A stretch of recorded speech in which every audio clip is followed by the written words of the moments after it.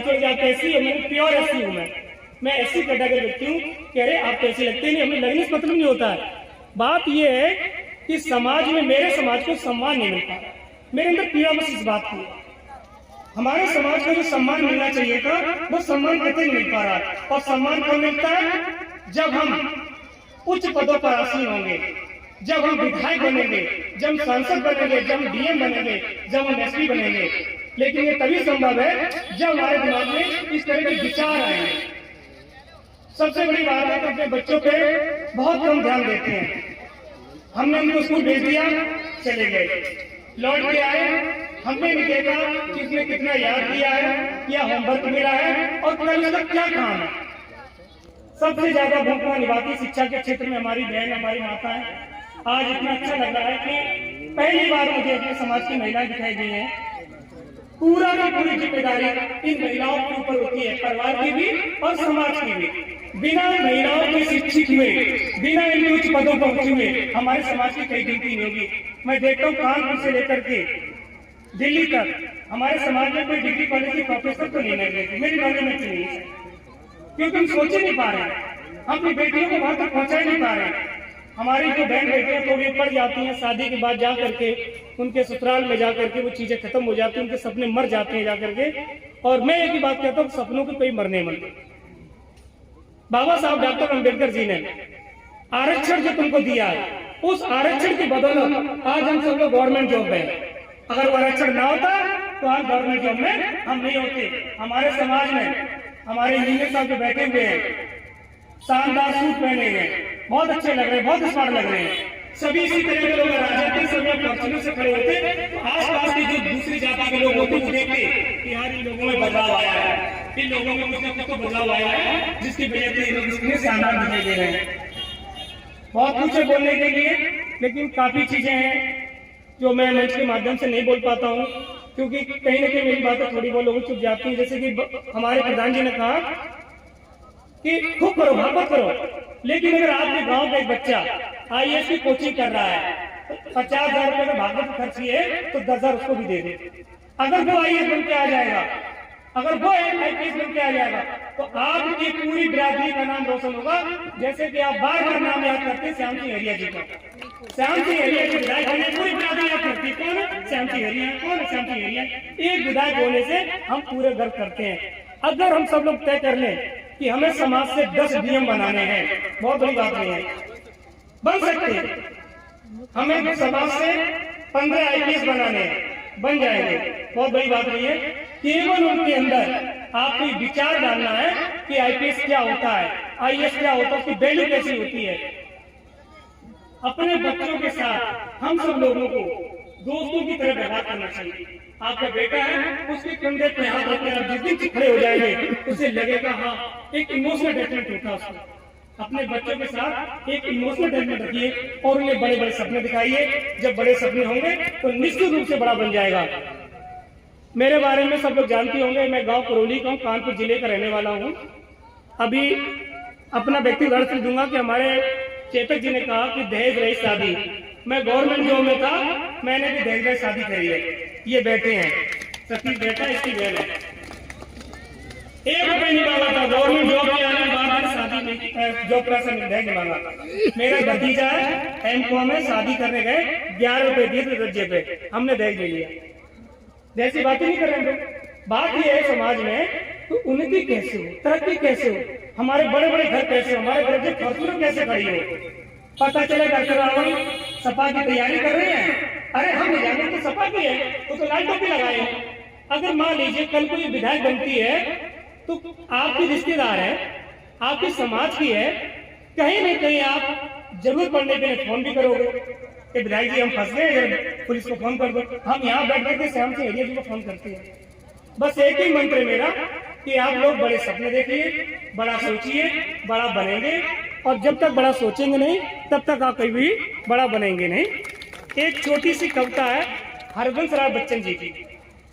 हरबंस राय बच्चन जी अमिताभ बच्चन के पिताजी हैं, जो बहुत अच्छे कवि भी थे।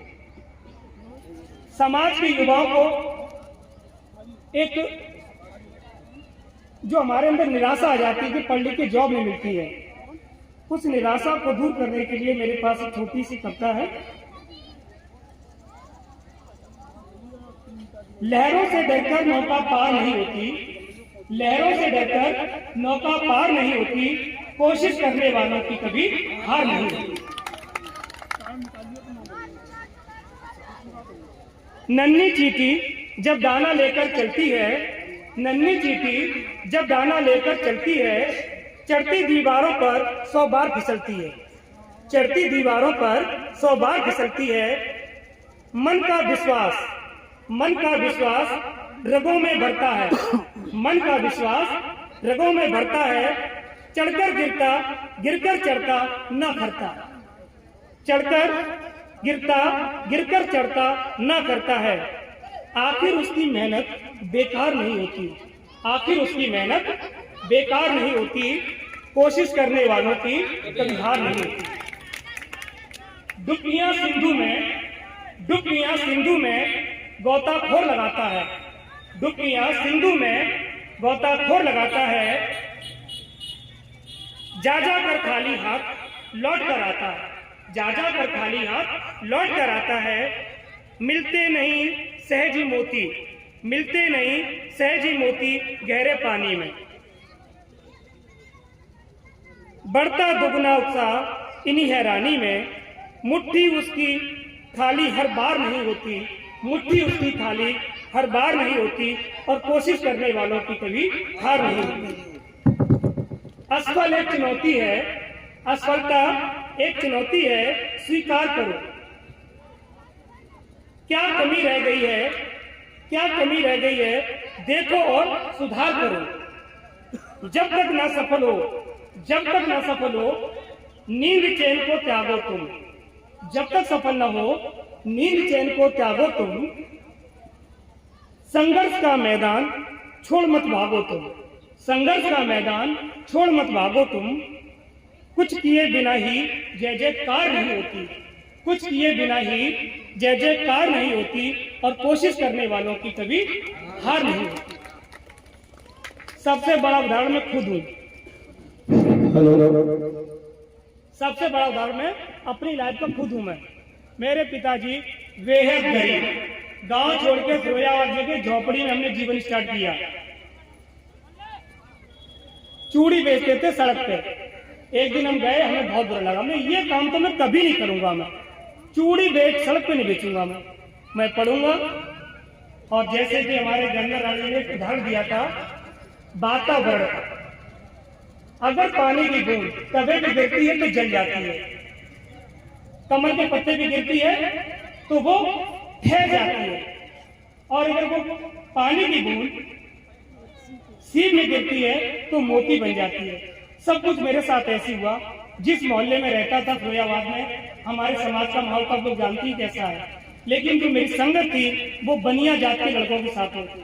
मुझे बचपन से लेकर आज तक अपना मोहल्ला रास नहीं आया, मुझे अपना गांव रास नहीं आया। गंदगी, उनकी सोच, उनकी बातें, उनका रहन सहन आदमी को तोड़ के रख देंगे, इतना तोड़ देंगे आपको कि आप हिम्मत हार जाएंगे, अरे आप तो कुछ कर ही नहीं पाएंगे। मैं जब पढ़ता था तो लोग कहते थे 100 ग्राम का आदमी, इसकी कान नौकरी लग जाएगी। हमें कहते 100 ग्राम का आदमी है, इसकी कान नौकरी लग जाएगी।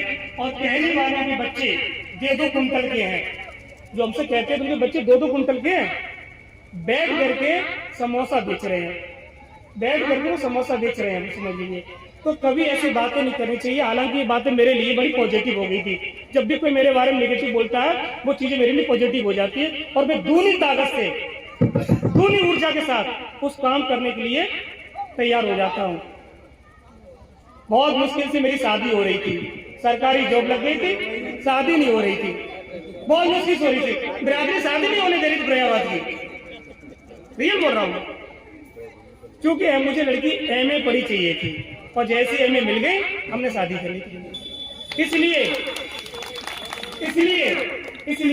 कि अगर ये अनपढ़ होती तो शायद मुझे राजनीति में नहीं उतार पाता। जो मेरा टारगेट था कि मुझे एक दिन विधायक बनना है, लेकिन चूंकि मैं गवर्नमेंट जॉब में आ गया तो मैं बन नहीं पाऊंगा, तो मैंने उनको उतार दिया। मैं ये सारी बातें क्यों आज से बता रहा हूँ कि गरीबी कोई अवसाद नहीं है। आपके अंदर जोश होना चाहिए, आपके अंदर हिम्मत होनी चाहिए। और अगर कोई आपके बारे में गलत बोले, इधर से सुनो उधर से निकाल दो। दूनी ऊर्जा के साथ आप तैयारी करिए और मेहनत करिए। समाज में चंदा इकट्ठा कर करके बच्चों को आईएएस बनाइए। जब तक हमारे समाज में आईएएस नहीं होंगे, हमारे समाज की कोई वैल्यू नहीं बढ़ने वाली है। आईपीएस नहीं होंगे, एसडीएम नहीं होंगे, हम लोग आगे तरक्की नहीं कर पाएंगे। बहुत बहुत धन्यवाद।